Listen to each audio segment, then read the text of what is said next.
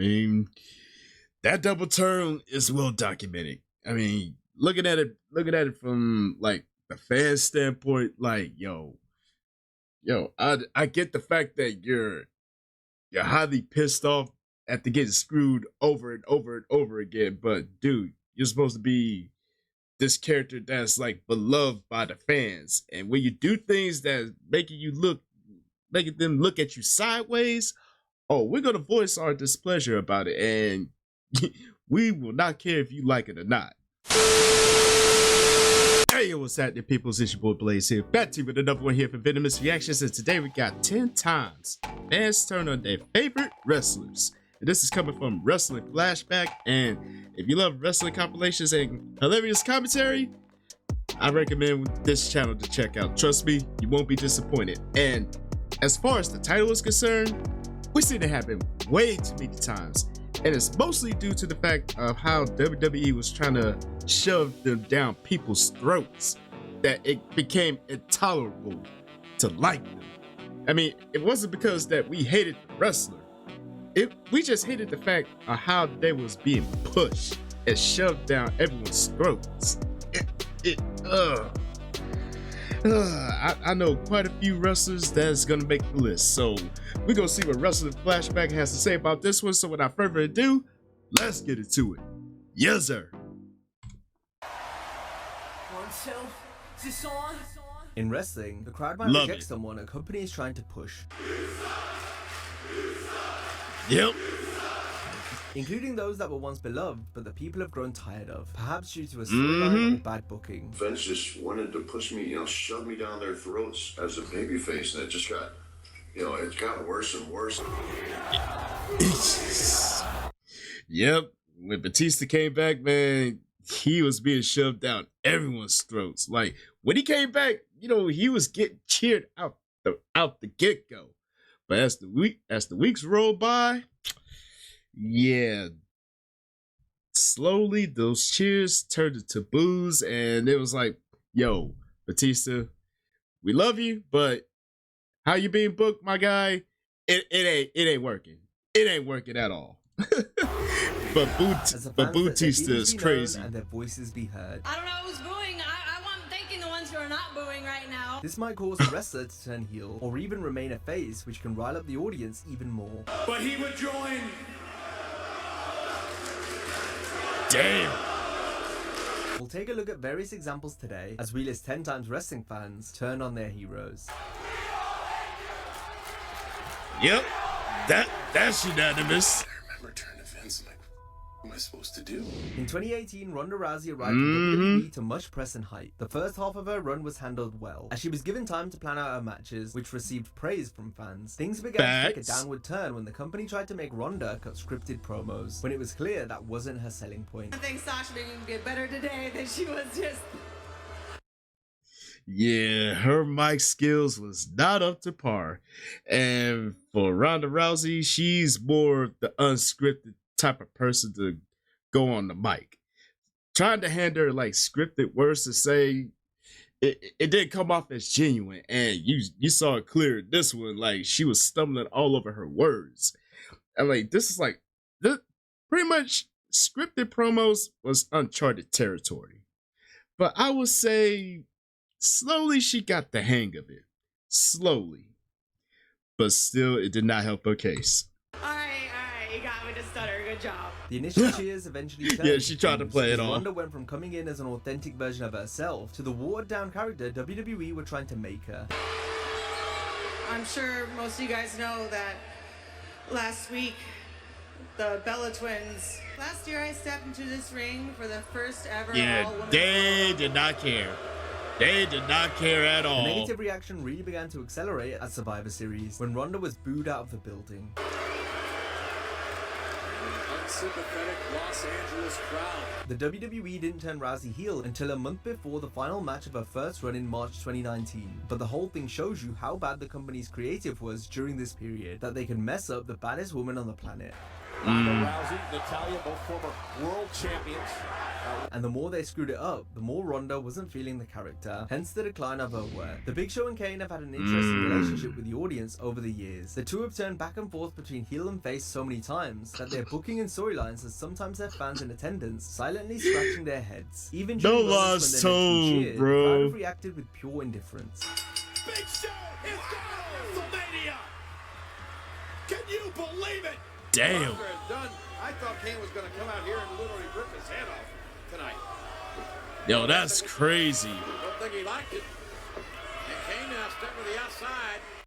Yo, that's crazy. I never paid attention to the fact that they was getting the boring chants. I must have completely missed that during the matches they had, but youch. You know when the crowd ain't feeling nothing, oh, they gonna be vocal as hell. And they're gonna broadcast that in Dolby surround sound. Like, you're gonna hear our displeasure, whether you like it or not. Fans really got fed up with the duo during their time as part of the Authority stable in 2014. Crowds were already restless when Show was heavily inserted into Daniel Bryan's feud with the faction the previous year. If the infamously hot and cold giant didn't side with the Authority, then why wait another 12 months to pull the trigger? Damn. Nah, please retire. Kane, meanwhile, traded in the mask for a suit and slacks. This was easily one of the worst incarnations of the Big Red Machine. He lost almost every match, and like Show, had go-away heat with the fans. To invoke our rematch clause tonight, and just when Brock thought he was... The people still respected them. They were just frustrated over the booking and bad creative.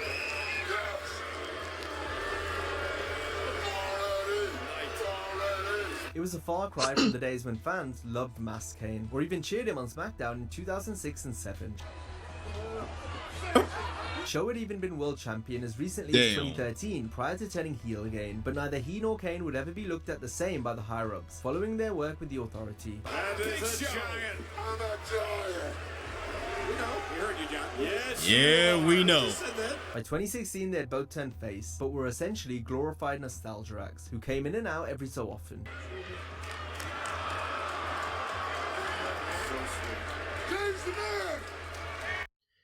Damn.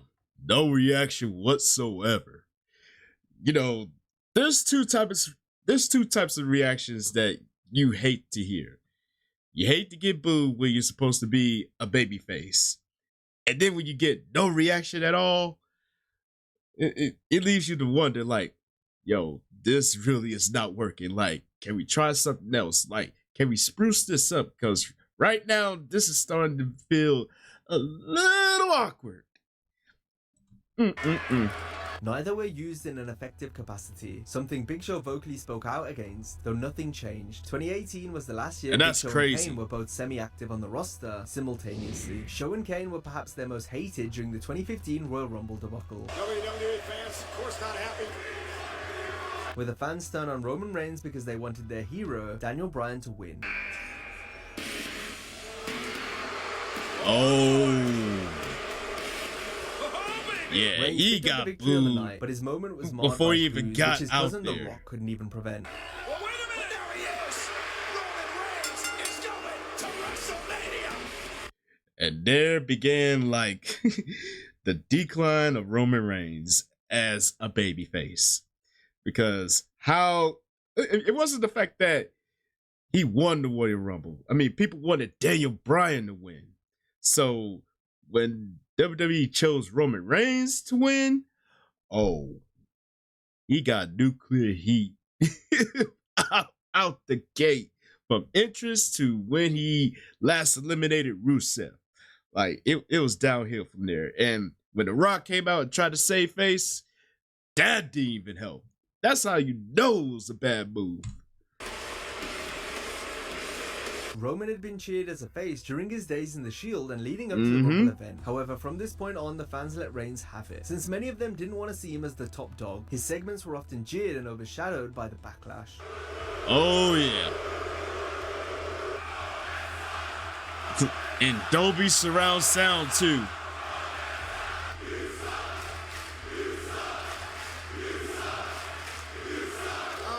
And I believe that was like the night after WrestleMania when he defeated The Undertaker.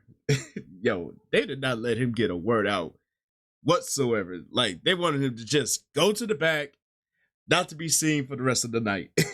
That's crazy. I'm not a bad guy. I'm not a good guy. I'm the guy. This is my yard now. This is my yard. This is my yard now. And they did not care. Struggled to turn the audience. I don't care what y'all say. This is my boy, and I'm happy for you. And I just want to say congrats, man. Now, hey, Chicago, this ain't boring, baby. This is real life. The match. Wait, y'all can't hear me or something? Yo, he tried to play it. All the dudes chanting that I can't wrestle, calm down, take a sip of your beer and shut your mouth. Roman's matches were regularly being hijacked due to how much he was being forced down our throats. Roman still suffering from that low blow. Damn. One thing that AJ Styles knows, Yo, will that be a factor? yo, that is about the most disrespectful chant you can chant at someone, especially you know they can wrestle their asses off. Like, chant you can't wrestle is like pretty much saying, you know what, we don't care who you are, F you, go away. So disrespectful. But then again, WWE fans are always fickle. And Daniel Bryan pointed that out very vividly. They are fickle as hell. And you cannot deny that. No question is pain. And I do like Not the beat the I traffic. don't like you getting sucked in for the rest of us. Oh my God. And Al Lesnar delivering the huge right-handed blow. In fact, numerous moments of his that would have been career-defining for most wrestlers are looked back on with disdain due to the WWE's failure to book Reigns as a babyface. Oh, they failed horribly. After 2005, John Cena went through the same hardships Roman did 10 years after, and like Reigns, initially Cena was not equipped to handle the negative response, as he went from the edgy non-PG rapper to a more family-friendly poster boy for WWE. The negative reaction became more pronounced the longer Cena was the Federation's golden boy. Cena has put RVD through the ringer this far, I'm telling you. Oh yeah, ECW One Night Stand. Oh, they let Cena have it. But then again, ECW crowds are always like raw and uncut. So, you know, once they get to feel like, oh, he is not authentic or he's playing to be the next poster boy for the company, oh, we're going to cook him. We're going to cook him. Like, once he comes out, we're going to cook him on 3, 2, 1, and go. And they will not stop. Woo!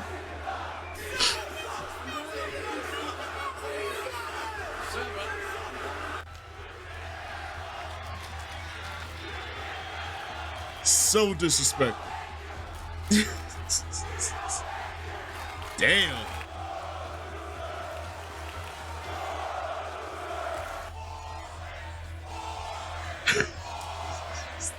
That is crazy. I don't know if he likes that chant. Even though the Gears persisted long after, the 2006 Hall of Fame was a turning point in terms of John's ability to deal with the backlash. I remember trying to fence, like, what am I supposed to do?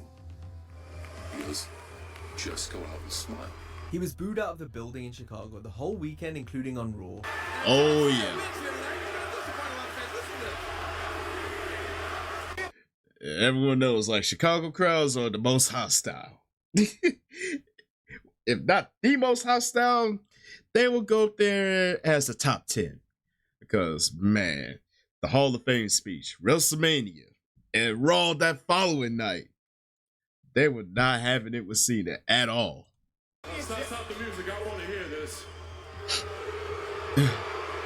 Oh, that had to be nerve-wracking for him. However, what was different on these nights compared to before is that Cena had the people on his side once the promo was done.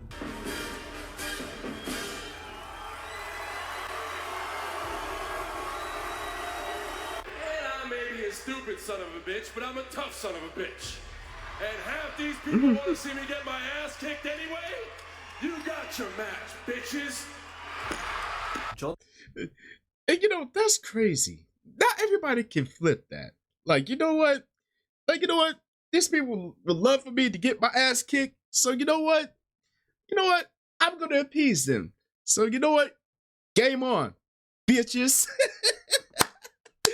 Not many people can turn a negative into a somewhat positive and fight off the negativity at the same time. But Cena was one of them, and it was very creative how he did so. Did this by being himself and staying true to his persona. Over the next decade, Right. Cena possessed the ability to go from being booed at the start of the segment to being cheered at the end based on how he spoke to the people. Now there's a guy wearing a Nordiques jersey over there. They left town in '96, but he will not give up because he fights for what he believes in. He developed such a rapport with the crowd, even those who disliked him. Let's go, Cena! Cena sucks! That's why his heel turn in 2025 was so jarring in a sense that he opted for the low-hanging fruit when it came to his promo material, which was a far cry from the more nuanced way he communicated to viewers in the past. Some might say John was simply pandering to turn the tide, but how many wrestlers have you seen that were able to consistently turn the crowd like him? Thank you very much Not for many. mentioning me. Je vais te botter cul, which means... Roman struggled to do it years later, so it shows you how good Cena truly was. Sure, we sometimes got the rated G Cena, who would dismiss his losses in an almost flippant manner, but more often than not, John backed up the content of his never give up mission statement as the polarizing top babyface that was often booed. The main thing was that people were... And that is why Cena will forever be goated. Not because of how he handled the negativity of the crowd, but how he was able to speak to the people in order to turn them back, you know, from booing him to actually cheering their asses off. And he did that in so many creative ways. Oh, especially with the Montreal crowd, and when he was starting to speak pretty much the native language in Canada. That was creative. I can't even front. reacting strongly one way or another. Because whether they like you or whether they hate you, the most important thing is that they feel strongly one way or the other. Earlier we spoke about Roman Reigns being positioned as the hero when the fans demanded Daniel Bryan. 12 months before that, it was Batista in the same spot as Roman, as the fans wanted Bryan in WrestleMania 30's main event instead of the Animal. Dave even eliminated Reigns to win the 2014 Royal Rumble, back when fans were still accepting of Roman during his time with the Shield. Coming out of the Rumble... And crazy enough, man, I believe that's the year Roman set the bar at the most eliminations ever, which was a previous record held by Kane. So for Roman to have that many eliminations and not win, yo, that shocked the hell out of me, bro. That shocked the hell out of me. But yeah, when they chose Batista to win, that began like the downhill decline from actually wanting Batista to be there to actually wishing he would just go away. And it wasn't because of Batista, it was just how he was booked, which is quite common. Batista became Bootista since he received negative responses every week, which eventually forced the heel turn. Batista is crazy.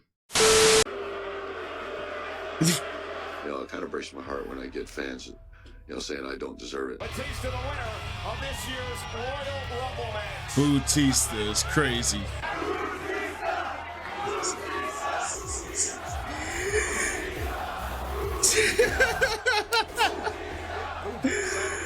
Wow. WWE fans getting all over Batista. Batista is crazy. Batista. We sent Big Batista packing.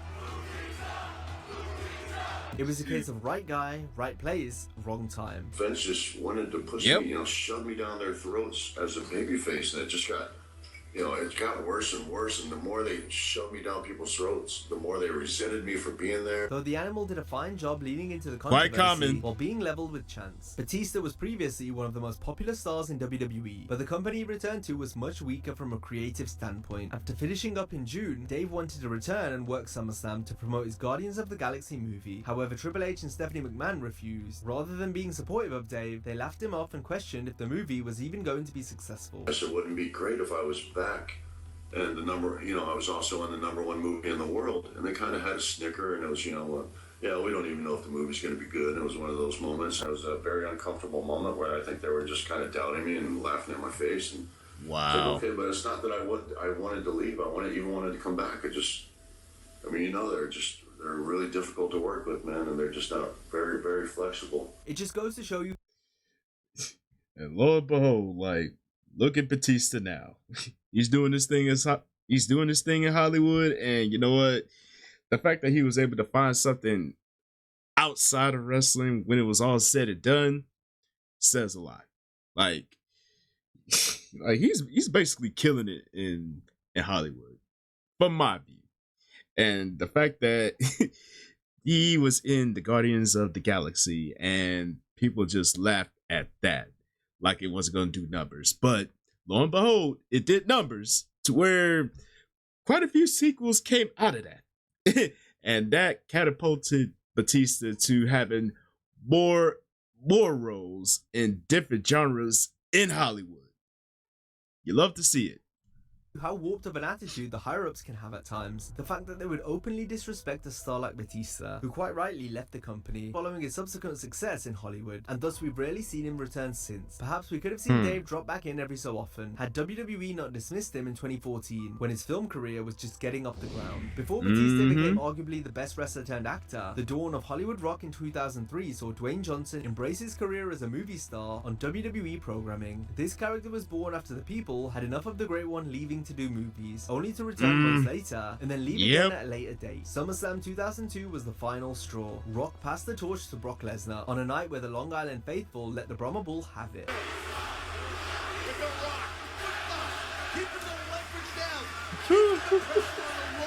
The once beloved People's Champion had now split the audience. It doesn't matter where The Rock has come back to.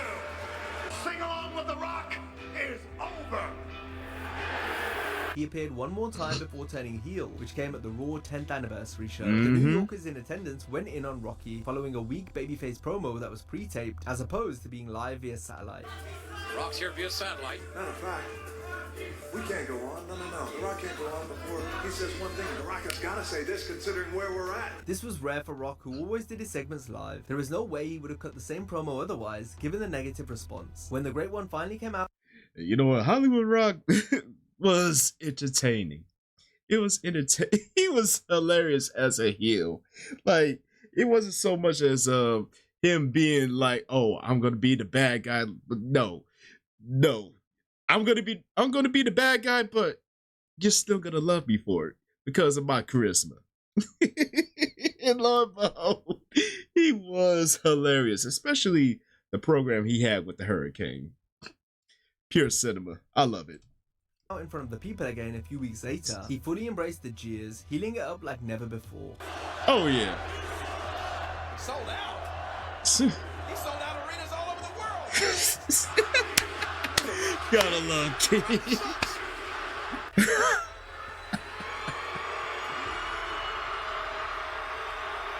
Oh, The Rock here's Rocky. The Rock here's Rocky sucks. The Rock hurt. Over here. The Rock here's Hogan. But hey, that's enough. Hollywood Rock received mostly boos over the next couple months, but it got to the point where he was so entertaining, the crowd were cheering him once more. But fans won't forget the ride the People's Champ took them on during Hollywood Rock's 3-month run. As an EVP and one of the founding members of All Elite Wrestling, Cody Rhodes made a deliberate effort not to book himself on top during his time with the company. Despite being one of the promotion's top stars, Rhodes positioned himself away from the world title picture, where he instead wrestled for the TNT Championship.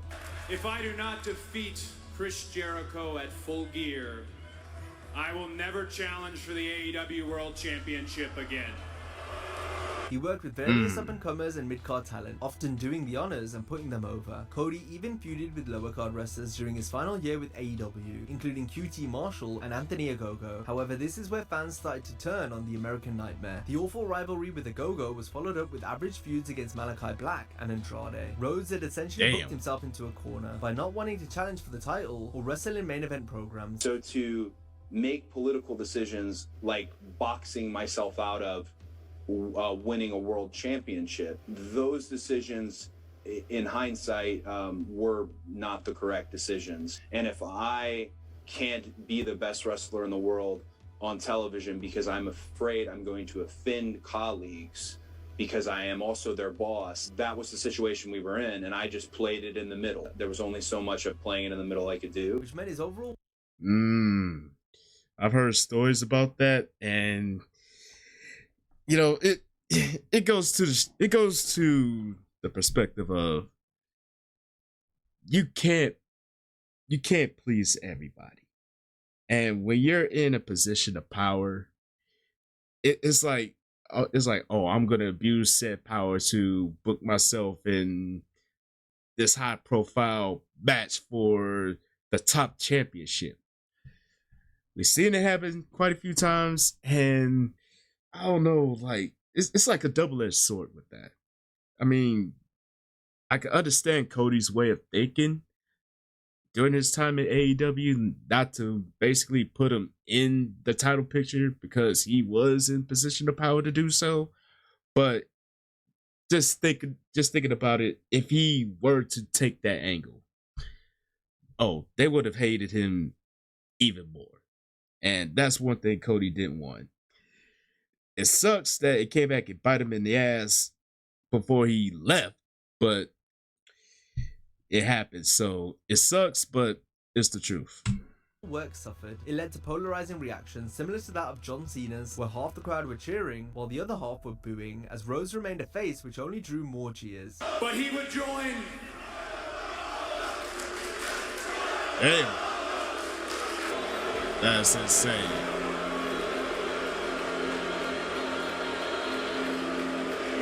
Stoney. There goes another one. And Tully Blanchard. Damn. The easy way out is not the way. I will not turn. It would have been interesting to see how this played out going forward, but at the start of 2022, Cody left. It would have been AEW interesting to join see. WWE, where he became a beloved top babyface, a far cry from the mixed reactions he received during his last months in All Elite. The famous double turn between Bret Hart and Stone Cold at WrestleMania 13 was executed. Oh, that is well as the documented. Hitman officially became a heel on the night, but if you watched the build-up to this match, then you saw how Bret had become a crybaby in the eyes of the fans, to the point where he began to receive boos on television a few weeks before Mania, since many viewers were tired of his persistent complaining. To make some kind of comment. Incidentally, even though the Hitman had fair grounds to be so upset after constantly getting screwed, the way he went about it rubbed the audience the wrong way. you screw me, everybody screws me, and nobody does a goddamn thing about it. I mean, that double turn is well documented. I mean, looking at it from like the fan standpoint, like yo, I get the fact that you're highly pissed off after getting screwed over and over and over again, but dude, you're supposed to be this character that's like beloved by the fans, and when you do things that making them look at you sideways, oh, we're gonna voice our displeasure about it, and we will not care if you like it or not.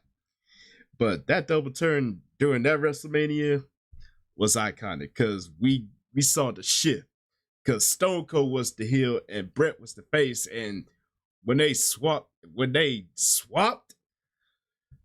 yo, that's like the first time we ever see like a double turn and it actually paid off. Love Nobody it. in the building cares. Nobody in the dressing room cares. So much goddamn injustice around here. I've had it up to here. It was a great storyline where much of the heat put on Bret was channeled through Austin, whose rebellious attitude struck a chord with the fans, especially given the juxtaposition between Steve and the moany, why always me Bret. Bret Hart, ever since you came back, you ain't done nothing but cry. Unlike our other examples on the list, Bayley wasn't booed for an extended period after some fans first turned on her, though her reactions certainly diminished. Following great success in NXT, the start of Bayley's run on the main roster was handled relatively well, but things began to fall off a cliff following WrestleMania 33 due to some atrocious creative. This is hard to watch. Bailey, this is your life. Remember that one? That was crickets.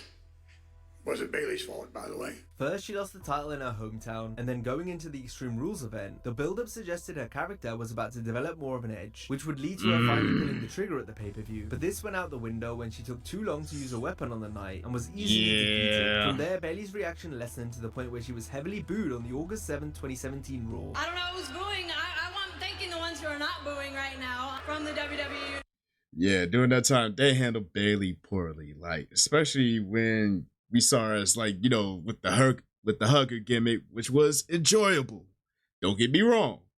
But we wanted to see that Bailey have like a little bit more of an edge, especially when it came down to the Extreme Rules match. Like, we wanted to see that side of Bailey come out, but Bailey wouldn't budge. And it was mostly due to creative, which sucks because with creative, it's hit or miss. Most of the time, it's mostly a miss. Unfortunately.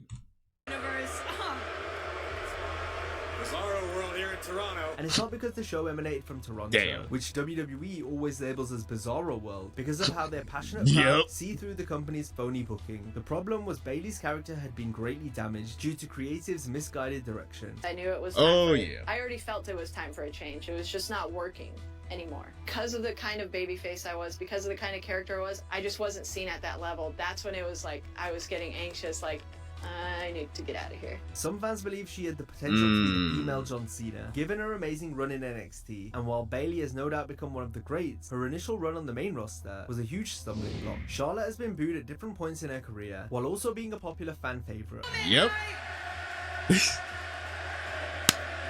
No words whatsoever. The backlash she faced upon returning in 2025 was particularly strong. Flair returned as a babyface, but it wasn't long until she turned heel after her first promo back, coming off a big victory in the Royal Rumble. It was meant to be a heartfelt emotional address after returning from a one-year layoff due to a lengthy injury. Tore my ACL, sprained my MCL, shaved down my meniscus. However, the Queen was booed all throughout. She was stopped a few times, but there was no way back. She was a heel. Hi, Cleveland. Oh, yeah. A year and a half ago, you guys booing me would have bothered me. But here's the thing. I missed you guys. I didn't even know if I was going to make it to WrestleMania. You guys don't get it. This is what I think about. Charlotte's persona is naturally a heel anyway, especially since she gives off massive Homelander or Cristiano Ronaldo vibes. See, when you boo, you know what I hear?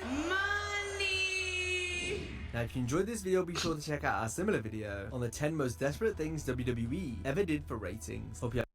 Oh, I may have to check that one out next. But yeah, Charlotte, she played to the crowd. She played to the hatred they had for her, especially coming back and winning the Royal Rumble. Like honestly, she's more believable as a heel than she is as a face.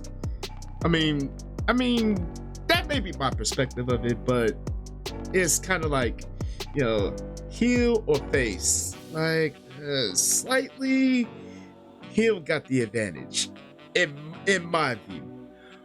But yeah, when fans turn on a certain wrestler, it's not so much as the wrestler's fault. It's more so due to creative handling the character, as mostly handled piss poorly. And we as wrestling fans, we see through the shit. And when we see it, oh, we're gonna voice our displeasure. And you're good. There's two things you can do about it: nothing and like it. Like, you're supposed to be catering to the fans. How is this catering to the fans when this is not what we asked for? I'll let that marinate. But yo, wrestling flashback, yo, you hit home on this one, and I'm definitely gonna give this video a thumbs up. Yes, sir. And I want to know, yo, did they hit home on this or what? Yo, let me know down in the comment section down below. And as always, thank y'all for tuning in. Hopefully y'all enjoyed this one, and don't forget to tell your peoples across the globe, come kick it with your boys. Just one good solid time, and please do follow your boy on social media right over yonder. And this is your boy Blaze here saying Chuck the Deuce, and I will see y'all in the next video, and I am out.